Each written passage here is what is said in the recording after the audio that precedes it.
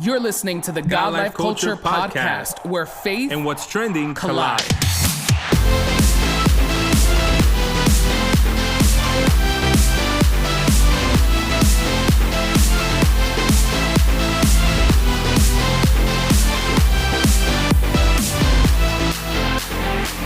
Welcome back to the latest episode of the God Life Culture Podcast. This is Eddie. What's up, everyone? This is Miguel, and we are so excited that you are tuned in for another episode of the God Life Culture Podcast. We want to remind you to hit that subscribe button so you can be notified every time we drop a new episode.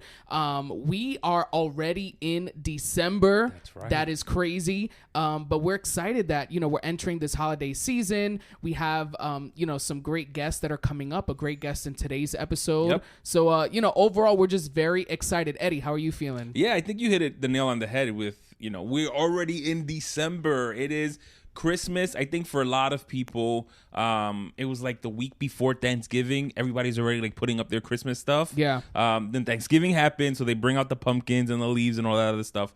And then the minute that turkey is done, it's like Feliz Navidad all over again.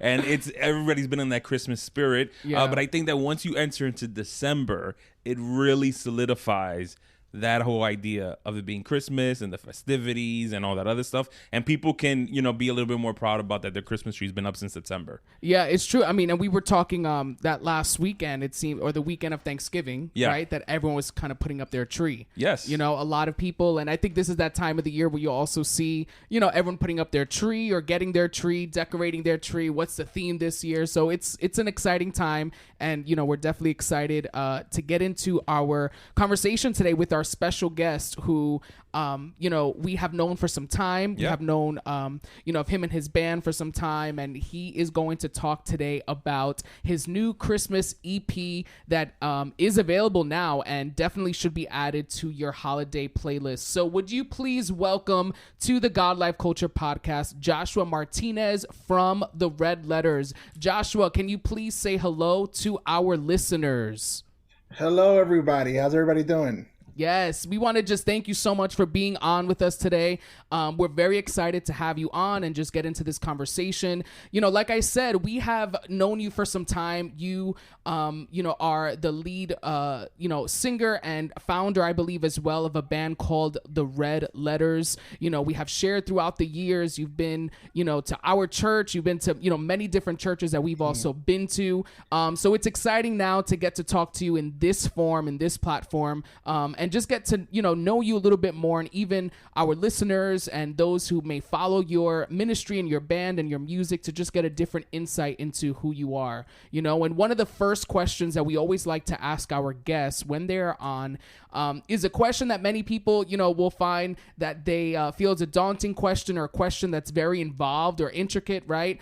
So we'll see how you do with this one. But the question is, who is Joshua Martinez? Who is Joshua Martinez? So, first of all, thank you for having me on. I'm a co-founder of the Red Letters with Julian Johnson. He's the bass player. We've been together for the longest doing this. If I would have to describe myself, I would say I'm a dad, husband, and those are my favorite titles more than anything else, more than lead singer, more than worshiper. I love being a dad and a father. A father and a husband, excuse me.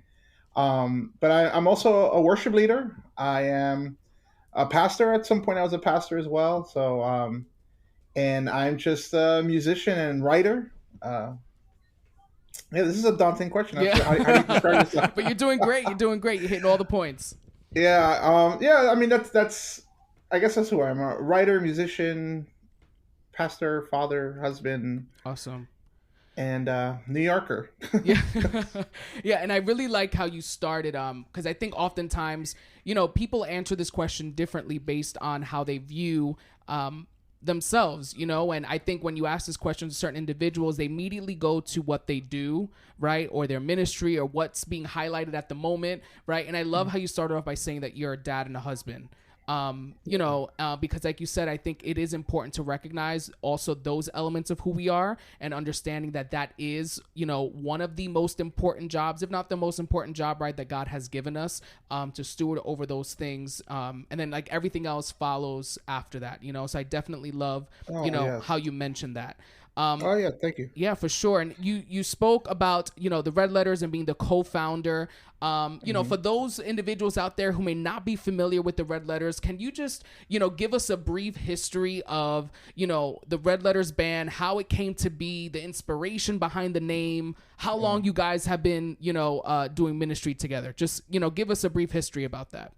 Well, we go way back, to to really begin everything back in 2003. We started in a small church in the Bronx, like uptown Bronx, if you're familiar with it, like the Eastchester area. Yeah. And it was Julian, and it was still the bass player. Had a drummer named Danny and a keyboardist named William, who've gone on and moved on and started their own families. But we were just four guys, and we were just like, hey, you play bass, I play guitar, I sing, you play keyboard, drums. Let's start something. And we started doing cover songs from like Salvador. I don't know if you remember that. Yes, Yes. Salvador. Yes. Salvador was our we wanted to be like them so bad.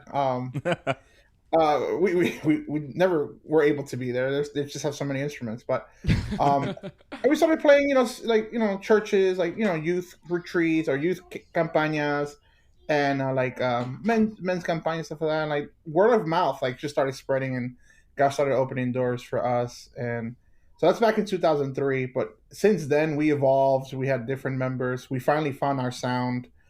Um, and I would say that would be sometime around 2016. I would say where we're just like, yeah, this is it. This is us. Like this is what we're sticking with. We're not doing any more Salvador covers. Although I'm more than happy to do one someday. So yeah, and the Red Letters, we decided to go with that title, with that name, is because when you open up a Bible, a lot of Bibles have like the red print when Jesus is speaking, and we just wanted to be, I guess, a personification of what Jesus was all about through our music. We wanted our music to communicate Jesus's messages of, message of hope, of love, of mercy, of peace, and that's what we wanted to be all about. That, and I was also, I'm pretty old. I'm 36 years old. That's not sure old. That Don't is say not that. old. I'm 33. Oh, okay. So I grew up listening to DC Talk, and DC Talk had this song called "The Red Letters" on their Supernatural album.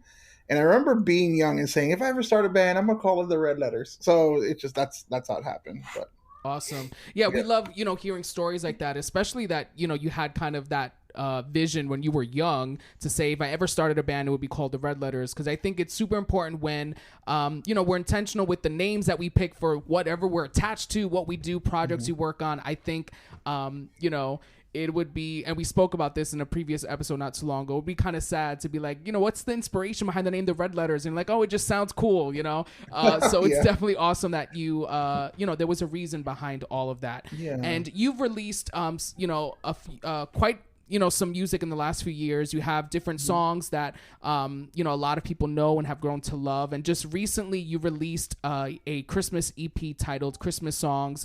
And, I think this is, one of those things that it could be difficult to put together a Christmas album, or it could be super easy depending on the process. But I feel like there's so much Christmas music out there, right? There's so many different songs. And, if you as a lead singer or as a band come together, what does the process look like for putting together a Christmas EP and selecting songs? Like why did you select the songs that you chose to put on this EP?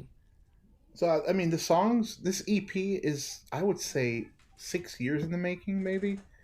It's just songs that we really enjoy listening to on just a regular basis. The first song is "This Christmas," and it's Donny Hathaway, and we understand it's not a Christian song per se. It's a secular song, but it's a very beautiful song that speaks about what's most important, and that's in this case, he's singing about his beloved being with her this Christmas, and for me, that means being with my son, being with my wife this Christmas. That's what makes Christmas for me. So we just pick songs that um, we really. I just honestly came down to songs that we really liked, and we said, hey, we can do something really cool and cover this song, and We just decided to finally put them together into one EP. They were kind of released separately through SoundCloud and wasn't getting much play there. But on Spotify and Apple Music and all this, it's getting a lot more play. And ever since we released it, we've been getting like a few calls invited to their Christmas parties or Christmas services and whatnot. That's pretty cool. So one thing that my guitarist Jesus pointed out though that I thought was pretty hilarious, he said, yeah, this Christmas EP, yeah, all secular songs, aren't they? And I'm like, I was like, you know what? I didn't realize that. I guess we're like, Married Did You Know? Yeah, I mean, I was going to say, you have fun. Married Did You Know? That was a nice balance. Yeah, that's Silent Night, I guess. Yeah. But, and your guitarist is actually named Jesus. So you're not talking about, like his name is the actually divine Jesus. voice of Jesus. Not the Christ. Not the Christ. His name was Jesus Paz, which is peace. Jesus peace. But yeah, he engineered a lot of the music. Like that's one thing we did during what the pandemic taught us was how to record our own music. Like, yeah, we still go into a studio, and for like certain things like drums and stuff like that, we'll go into like a studio in Long Island, actually in Port Jefferson. But then we find that there's other little things that we can do kind of on our own home studio, and we have send it out to an engineer or through to a mixer or master, and they do it for us. And it's something that we were bored in the pandemic. Like, what can we do with this time? Yeah, let's record from home. And we bought the equipment that we needed, and so a lot of the EP you hear now, a lot of that was recorded in a church or at home. I'm probably stuffed in some closet with some shirts, like some flannels, and we did it that way. But yeah, that's what it's all about for us. This EP is about family and about Christ, and that's what we wanted to bring out. Yeah, awesome. And I think that Christmas is that time of year where you can get away with singing songs like Feliz Navidad in the middle of a worship session or something. It's like it's that time of year where people just start intertwining these Christmas songs because it's just part of the culture, it's part of the theme, it's part of the season. So I think it's great, and I like all the songs you guys picked. Also, awesome. One of the things that I always, whenever a new album comes out or an EP or anything like that, and we have people put out music, I'm always interested about the cover art. Whether or not the cover art is something that they just like the aesthetic of it and they thought the colors were cool, or if there was a a purpose or an idea behind it. So when it comes to your cover art for Christmas songs, was there an inspiration behind it? Was it simply just an aesthetic thing? It's mostly an aesthetic thing, but really one thing we like to do as a band, honestly, like when we're not playing, we love to hike. We awesome. We like going out into nature, and just the thought of like when I think of like Christmas, I think of like pine trees, and I think of like mountains for some reason. So like it's freezing cold, but we'll go out to the Catskills and we'll go hiking during this time, and the bears are hibernating during this time. So that eliminates that threat, right? But yeah, that's really what it was. We just I liked the aesthetic and saw it, and I was like, yeah, this is great, and has pine trees, so there's not really a lot of depth into that. Just, right. No, but that it does have purpose, and it has it's something that you guys do and like. So. I really like that, because I think as a follow-up, I think there are many ministries out there and groups and bands and all of those things, but I think it's something special when you have a connection outside of what you do. You know what I mean? Where it's not like you guys are just friends or you're just close or together whenever you're playing together, but even when you're not on a stage together or at a church together, you're doing something together. There is some type of friendship or connection there. Can you just talk a little bit about, I guess, that friendship and connection that's there outside of what people see when they're at a church or they see you on YouTube or on social media? What is that friendship and connection like within the Red Letters?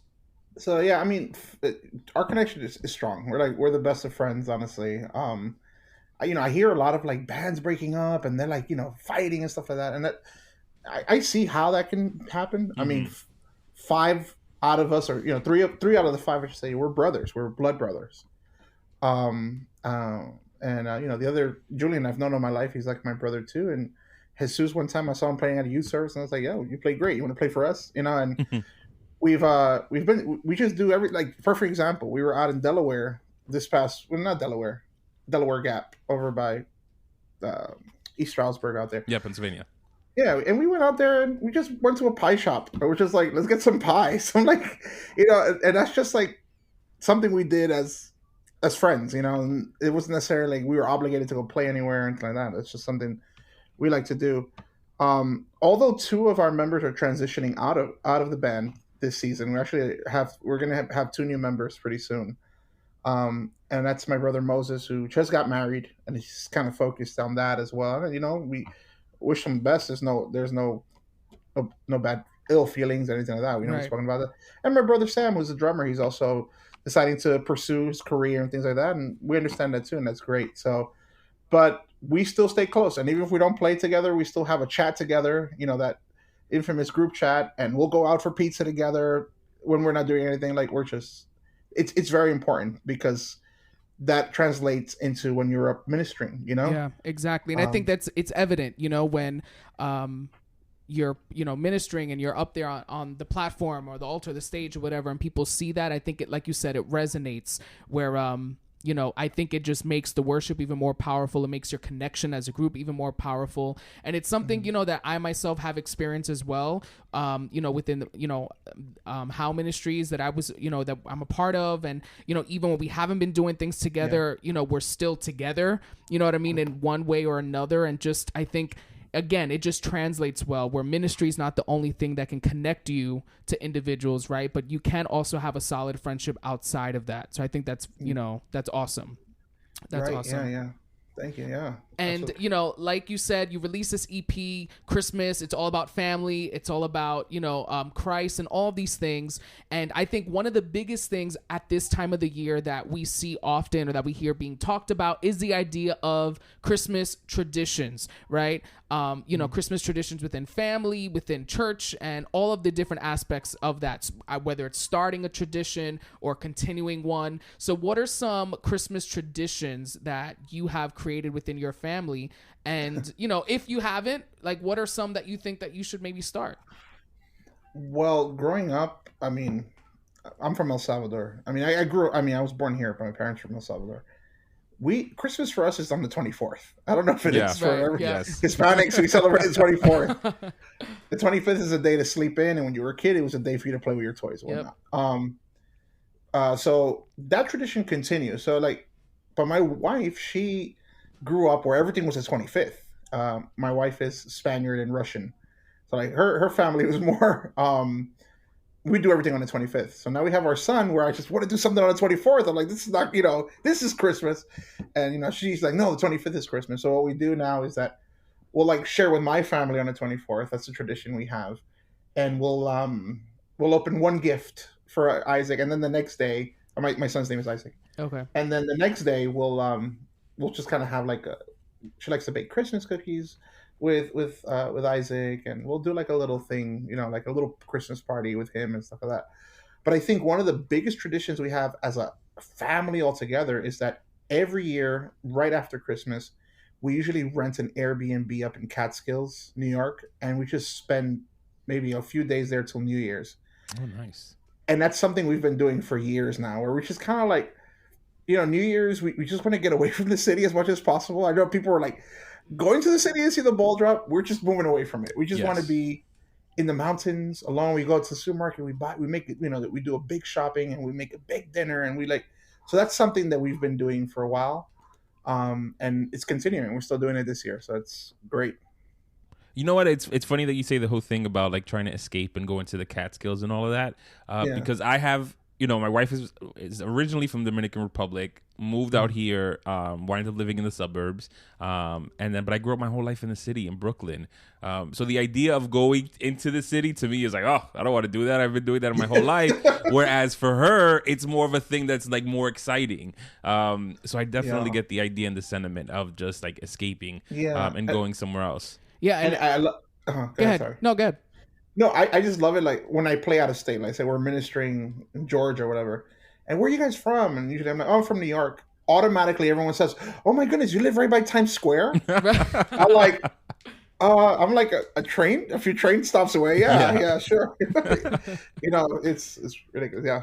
Yeah, and I can definitely resonate with the idea of the Christmas traditions and being the 24th or the 25th. I grew up celebrating Christmas on the 24th. That's when we opened up all our presents. And like you said, the Yes. 25th was just a day we slept in late. We played with Yes. all our gifts, and it was that's what it was. Yeah. And now, the last 3 years being married, my wife's family had a different tradition. Their Christmas was the 25th.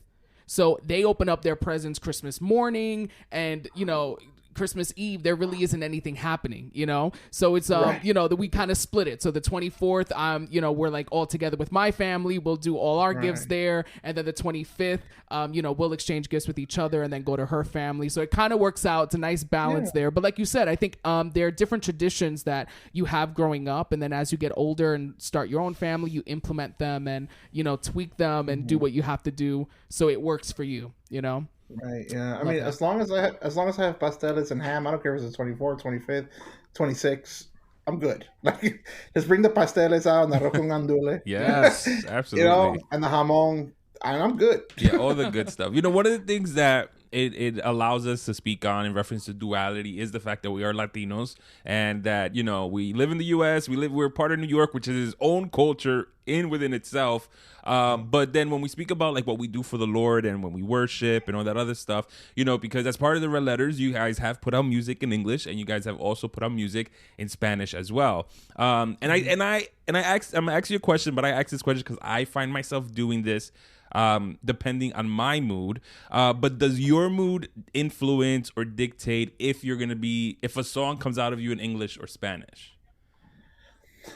It's a good question. So recently I was in church and I was talking with a group of people. We had like a little small group, and we spoke about how when we go to pray, a lot of times we'll go to our native language Mm-hmm.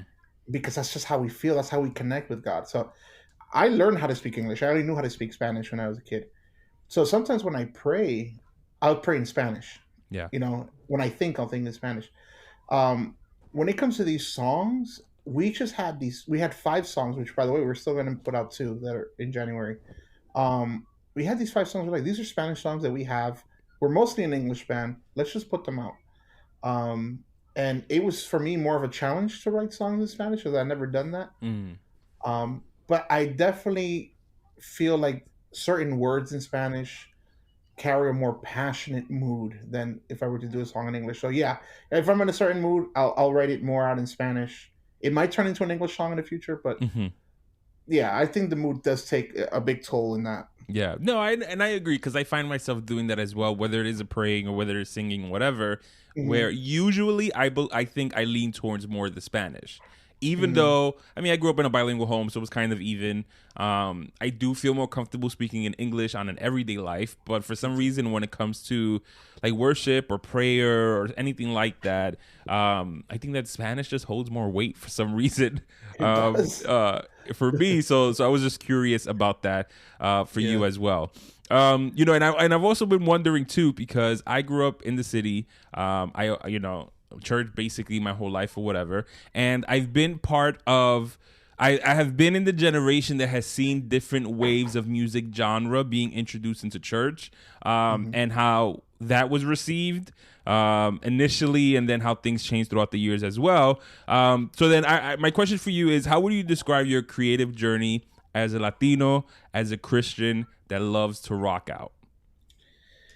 Well, I've always just liked rock. I mean, I started by liking jazz when I was young, and then just kind of evolved. I was introduced to this group called Third Eye Blind in the '90s. It was a secular band by a friend of mine, and I just said, "Wow, I love rock music."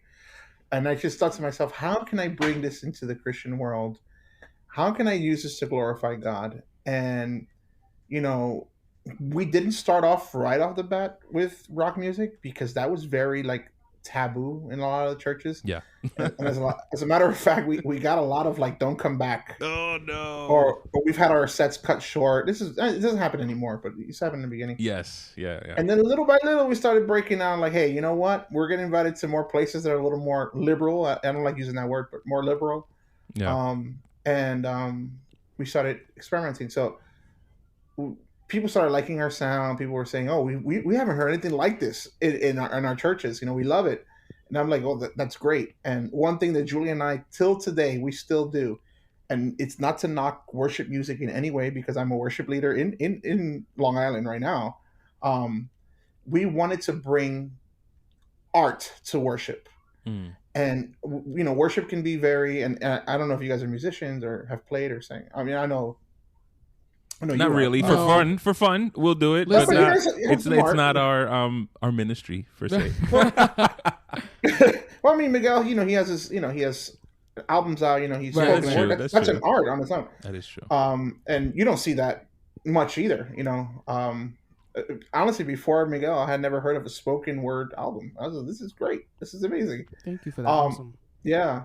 But one thing about worship music, it can be kind of monotonous a lot of times, like 4 chords, 5 chords. It's very open, and there's nothing wrong with that. We can get into the zone with that.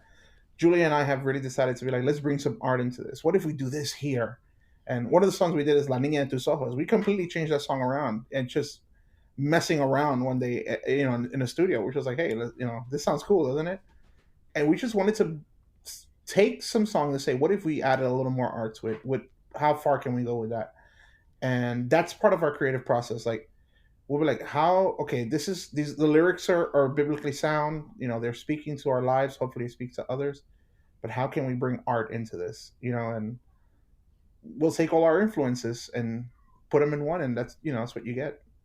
Yeah, and I love that because again, it takes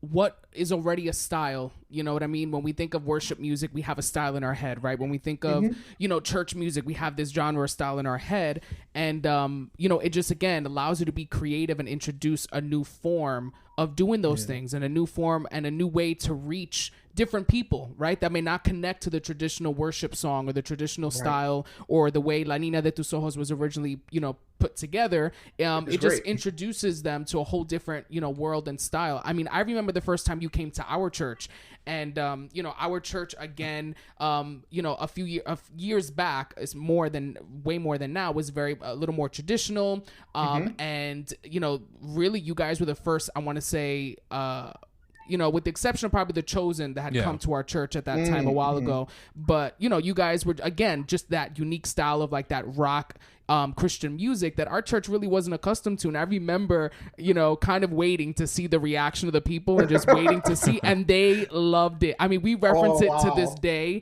like just the reaction and the response. I mean, and then after that, you've been to our camps, you've come to like, different things that our church has done, but we were shocked. Like, I remember after that service being like, I am so shocked at how this church just loved them and embraced them because it was so new and so different. You know what I mean? Great. And For them, yeah. And I think that, oftentimes, like you said, you kind of have that risk that you take and, to take these steps, and you just have to kind of trust God to know, like, listen, if this is the style you've put in me, if this is the idea, if this is kind of the art form and the way you want me to bring it, God, I'm going to do it this way and trust that you're going to open up the right doors. You're going to, bring me to the right places, the right people. And, I think that's awesome. And I think, your longevity and everything, that you have done is a testament to, again, just that leap of faith in doing what you felt called to do, Amen. And with all of this, with singing in different churches and ministering and leading worship and doing all of that, you spoke a little bit before about, just the rough moments of people not fully accepting or embracing or, just believing in it. It's easy to quit. Right? It's easy to let go. It's easy to stop doing it. It's easy to be discouraged, And you said you started the Red Letters in 2003, and we are in, 2021 entering 2022. That is a long time and longevity, like I said, of leading worship, of doing, what you love to do. So I ask you, what keeps you going? I'm glad you asked that question, because I was actually about to share something.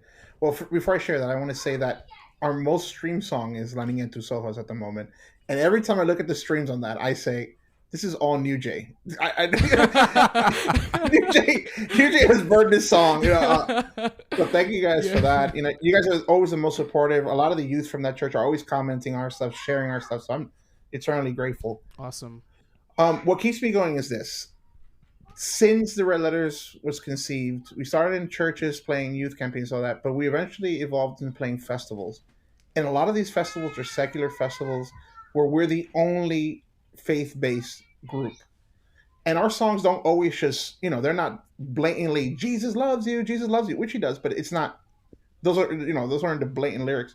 A lot of times we're playing this and there's people that are drunk in the crowd and they're lifting up their beers and listening to us do worship music, but they don't even know it.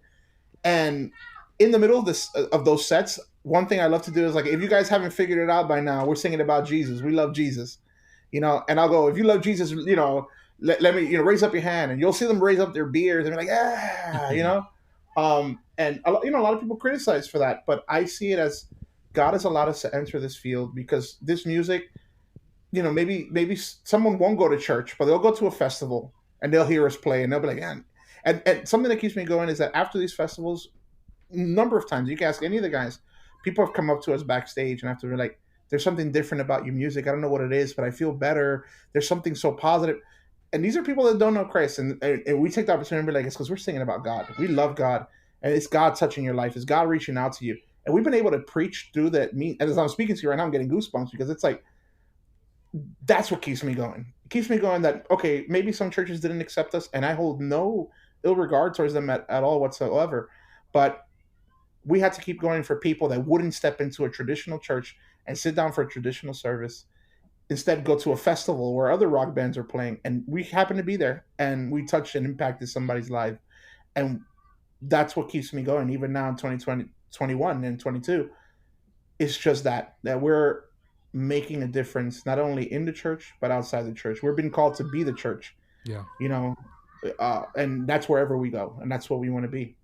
Yeah, and I think that's great. And honestly, that's really what we're supposed to be doing, And I think that a lot of time as churches or leaders or ministers or whatever, we kind of get stuck in the four walls. And yeah, there is purpose in that. And yes, there is power in that as well. But when you do the quote unquote untraditional, non-traditional things as, going to a secular concert and being the only faith-based band there, you're also reaching the masses. I remember years ago, maybe like between 10 and 12 years ago, going to a Brooke Fraser concert that she had in a venue somewhere, and it was during the time she was singing for Hillsong, but then also like she had her own music out, and it was in a lounge where it was very evident you had people that were going to her because they were Hillsong fans, and then other people that went there just because they liked her music. So it was funny because when you're talking about the people with their beers and raising their hand, it was all of that happening at the same time. But it was great. I thought that's what I'm like, that's what you're supposed to do. You put yourself in places wisely. Don't start going to the clubs now, talking about I'm doing the Lord's work. You do things wisely because God opens those doors for you to reach the souls and to bless them. And, at the end of the day, it's about planting seeds. And, those seeds will grow little by little. Maybe you'll see evidence of that right there at the moment where they'll come up to you after and tell you about how they were touched and blessed. And other times, those are just seeds that we plant and we may not even never hear about it. But God knows that you were a vessel that was used to do that. We are finite beings, and we try to limit an infinite God. Like, we can't put a limit and say, well, what God can do. He can't touch anyone at a festival or in a lounge. Yeah. God loves us so much, he'll reach you wherever you are.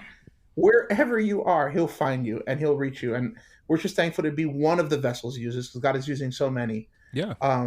And we just continue. We hope that if we ever become irrelevant to God, what I should say is, like, I'd rather become irrelevant to the world before I become irrelevant to God. Yeah. So I pray that this new year we continue going forward and other people step up too and say, you know what? I want to step out of the box, and this is the kind of music I love. This is how I want to worship. More souls come to Christ. Yeah, absolutely. And as we continue to speak about God, there are a lot of I don't want to say characteristics or personality or different facets when it comes to God. We know God is our healer, God is our defender, our confidant, our friend, and the list can go on and on and on. But currently in your life, which of God's personalities or characteristics do you think he's allowing you to get to know more? I'll tell you this, and and not only because one of my favorite Maverick City songs, Jireh, definitely is Jehovah Jireh. Mm. I'm seeing such an overflow of God's blessing in my life right now. This is, maybe this is for another topic another time, but this is the one holiday season that I can remember where I feel whole. Usually it's a time where I feel kind of sad because of certain things that have happened in the past.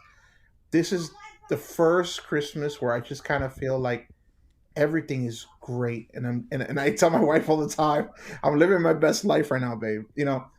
And I am, and that's all thanks to God because God has provided. We know what it was to be in very little, and God is now.